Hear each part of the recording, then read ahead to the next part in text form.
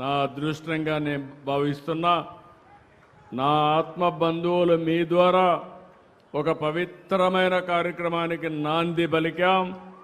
అదే మీరు చూస్తే చేనేత సేవలో ఎలిజిబిలిటీ ఉండే ప్రతి ఒక్క వ్యక్తికి 25,000 రూపాయలు ఇచ్చే కార్యక్రమానికి ఇక్కడికి రావడం నా అదృష్టంగా భావిస్తున్నానని చెప్పి మీకు తెలియజేస్తున్నా. స్వదేశ ఉద్యమ స్ఫూర్తిని గుర్తు చేసుకునేలా ఆగస్టు 7వ తారీఖున మనం జాతీయ చేనేత దినోత్సవాన్ని జరుపుకుంటున్నాం. ఇది మరుపురాని రోజుగా ఉండాలనే ఉద్దేశంతోనే నేతన్న సేవలో కార్యక్రమాన్ని ప్రారంభించాం. దీనివల్ల మీరు ఒకసారి చూస్తే 71,636 కుటుంబాలకు లాభం కలుగుతుంది. 25,000 రూపాయలు చొప్పున ఇస్తున్నాం. 179 కోట్ల రూపాయలు ఈ కార్యక్రమం కింద మీకు అందించే పరిస్థితికి వచ్చాం. నేను ఎన్నికల్లో ఒక హామీ ఇచ్చాను. ఆ రోజు నేను చెప్పింది సంక్షేమం, అభివృద్ధి, సుపరిపాలనకు నాంది పలుకుతామని ఆ రోజు చెప్పాం. దాని ప్రకారమే అందరికంటే నాకు ఎప్పుడు కూడా నేను అభిమానించేది నేతన్నల్ని అభిమానిస్తాను. దానికి కారణం మీకుండే కష్టాలు. ఒకప్పుడు ఇదే చీరాల్లో మీకు ఆ రోజు ఇబ్బందులు పెడతా ఉంటే ధర్నా చేసిన కార్యక్రమాన్ని కూడా మరొక్కసారి గుర్తు చేస్తున్నాను. ఆ రోజు ప్రతిపక్షంలో ఉన్నాను. ఆ రోజు కూడా ఇవన్నీ చేశాం. ఈరోజు చేనేత కేవలం ఒక వృత్తే కాదు, ఇది భారతీయ సంస్కృతికి ప్రతీక, దేశం గర్వించే కళ. ఈరోజు మీరు ఒక్కసారి చూస్తే ఎప్పుడో మనం చదువుకున్నాం, చేనేత కార్మికులు ఆ రోజుల్లోనే చీర తయారు చేసి అగ్గిపెట్టిలో పెట్టే చీరను తయారు చేసిన ఘనత చేనేత కార్మికులది.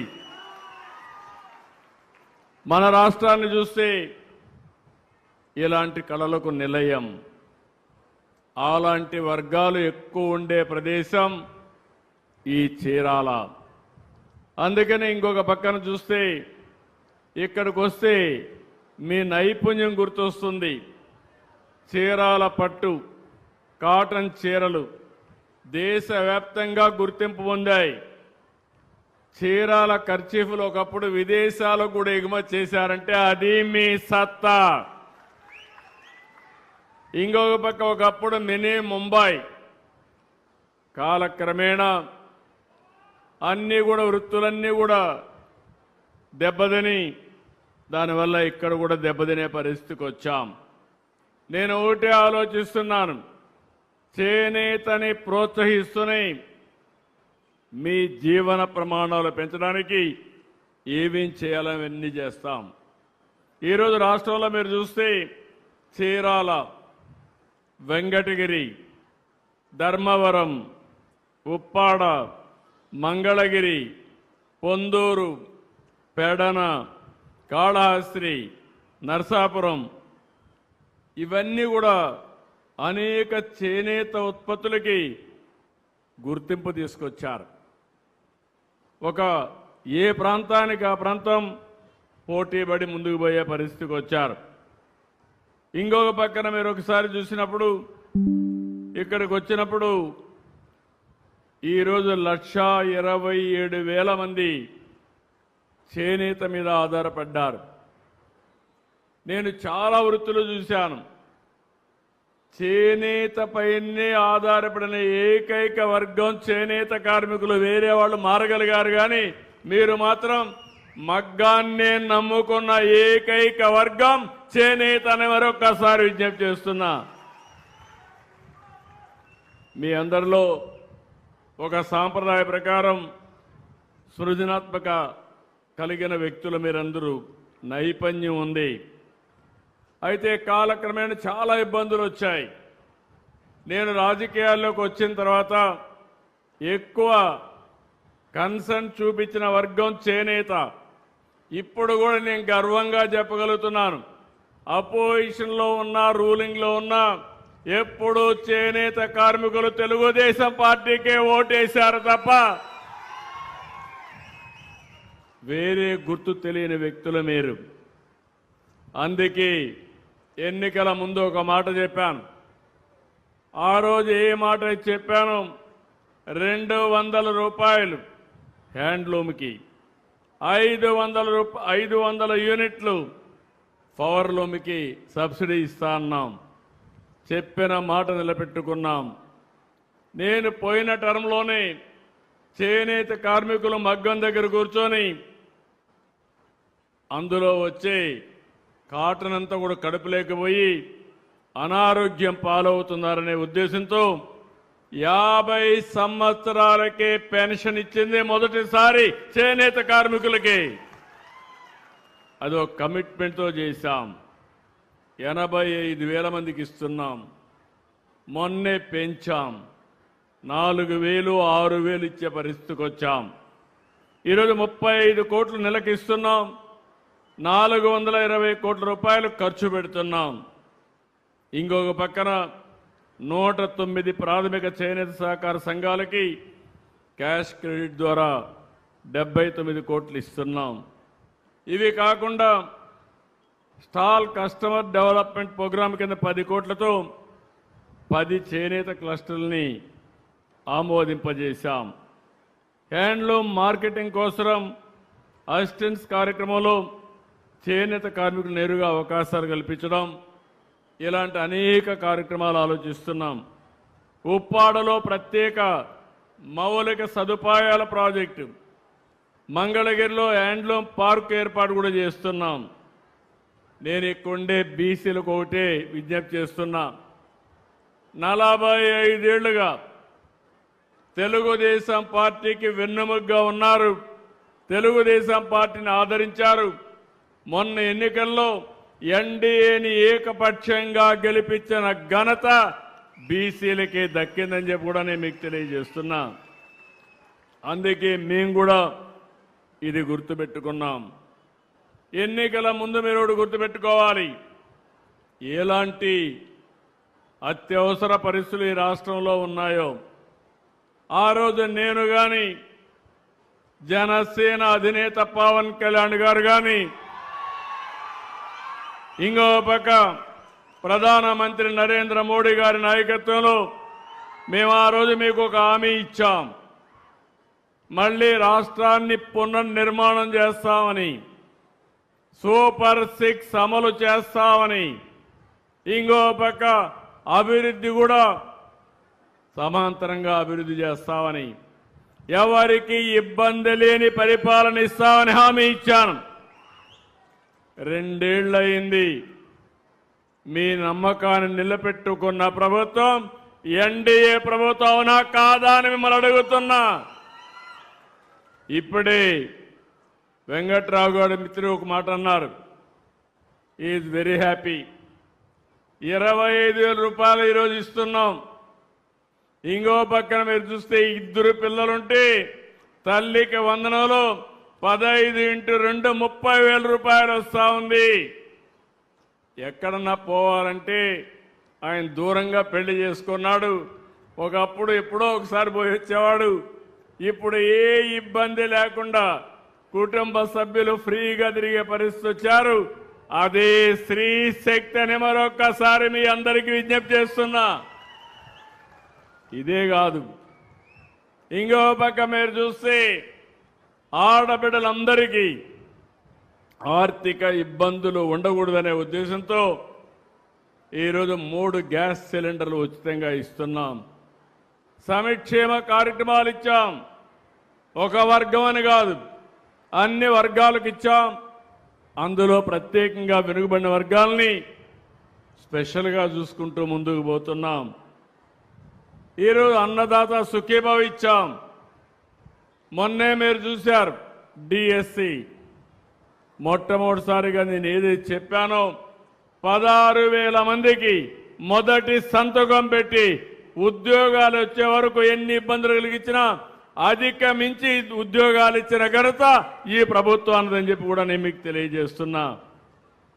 ఇంకొక పక్కన ఈరోజు చాలామంది పేదవాళ్ళు ఉంటే మత్స్యకారులు ఉన్నారు. 25,000 రూపాయల మత్స్యకారుల సేవలో 1,34,000 మందికి 505 కోట్లు ఇస్తున్నాం. వడ్డెర్లకి మైనింగ్ లీజులు ఇస్తున్నాం. గీత కార్మికులకి ఏదైతే మద్యం షాపులో 10% ఇస్తున్నాం.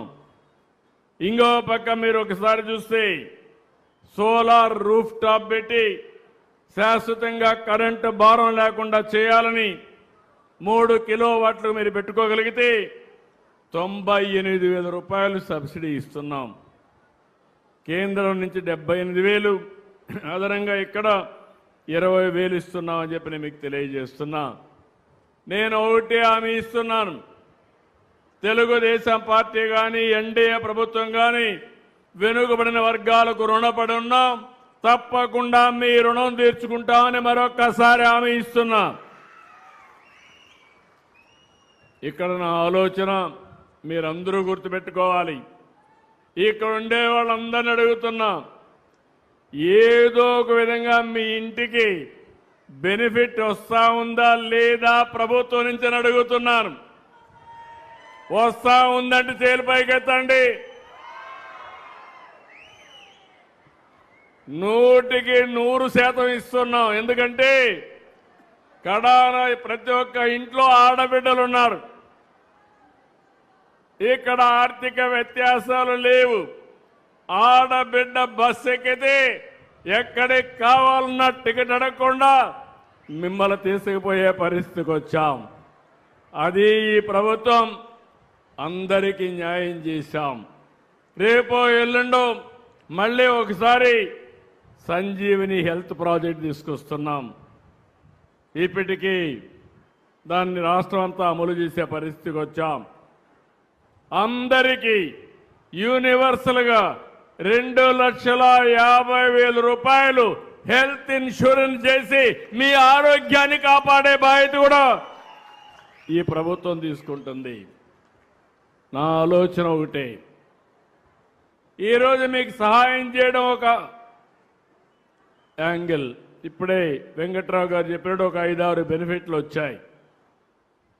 కానీ ఇప్పుడు కూడా మనం చూస్తే నేను ఆలోచించే విధానం అభివృద్ధి కావాలి, సంక్షేమం ఇవ్వాలి, ప్రజలు ఎప్పటికప్పుడు ఆర్థికంగా వెసులుబాటు రావాలి, అందరికీ ఆదాయం పెరగాలి, మీకు మెరుగైన జీవన ప్రమాణాలు రావాలి. కొంతమందికి 100,000 కోట్ల రూపాయలుంటాయి, కొంతమందికి తినడానికి కూడా పూర్తిగా ఆధారం ఉండదు. అందుకే అన్నా క్యాంటీన్ కూడా పెట్టాను. ఎవరు మా ఆడబిడ్డలు పేదవాళ్ళు ఎవరు కూడా మధ్యాహ్నం రాత్రి కానీ తెల్లవారు కానీ బ్రేక్ఫాస్ట్ కానీ ఇబ్బంది పడకుండా ఎలాంటి పరిస్థితిలో కూడా మీరు అక్కడికి పోతే ఈ రోజుల్లో 5 రూపాయలకు భోజనం పెట్టే ఏకైక క్యాంటీన్ అన్నా క్యాంటీన్ అవునా కాదా అని అడుగుతున్నా మిమ్మల్ని. దాన్ని కూడా ఆ రోజు కావాలని చెప్పి అడ్డం పెట్టే పరిస్థితికి వచ్చారు. నా ఆలోచన అంతా కూడా ఎన్నోసార్లు చెప్పాను మీకు, ఆర్థిక అసమానతలు తగ్గాలి, అందరి ఆదాయం పెరగాలి, మీకు మెరుగైన జీవన ప్రమాణాలు రావాలి. ప్రభుత్వం ఇచ్చే సహాయాన్ని సహకారాన్ని తీసుకుని మీరు కూడా ముందుకు పోయే ఆలోచన రావాలి. ఈరోజు మీరు ఆలోచించండి, ప్రతి ఒక్క ఇంట్లో పిల్లలుంటే అంగన్వాడీలో 4 ఏళ్ళు ఏం కావాలో పెట్టేవన్నీ కూడా స్ట్రీమ్ లైన్ చేస్తున్నాం. మొదటి క్లాస్కి వస్తే 12 వరకు మధ్యాహ్న భోజనం ఉచితంగా పెట్టడమే కాకుండా పుస్తకాలు ఇవ్వడమే కాకుండా తల్లి అకౌంట్లో 15,000 రూపాయలు మీ అకౌంట్లో వేసే ఏకైక ప్రభుత్వం. మొన్నటి వరకు పిల్లలంటే భారం, ఇప్పుడు పిల్లలంటే సంపద. మీరు ఆ విషయం గుర్తుపెట్టుకోవాలి. 5 మంది పిల్లలుంటే 75,000 రూపాయలు మీ అకౌంట్లోకి వస్తాయి. 12 ఏళ్ళు వస్తాయి. ఆ తర్వాత కూడా చదివిస్తాం. చదువుకున్న తర్వాత ప్రయోజకులైతే మిమ్మల్ని బాగా చూసుకునే శక్తి వాళ్ళకు వస్తుంది. ఈరోజు ఒక పక్క ఈ పనులు చేస్తున్నాయి, ఎక్కువ అభివృద్ధి పైన శ్రద్ధ పెడుతున్నాను. రోడ్లు బాగా ఉండాలి. ఒకప్పుడు అన్ని రోడ్లు గుంతలే. గుంతలు తవ్విన ప్రభుత్వాన్ని నాకు అప్పచెప్తే గుంటలన్నీ కూడా పూడ్చి ఎక్కడ కూడా గుంతలు లేని రోడ్లుగా తయారు చేస్తున్నావునా కాదని అడుగుతున్నా. ఇంకొక పక్క పెట్టుబడిదారులు రావాలంటే భయపడిపోయి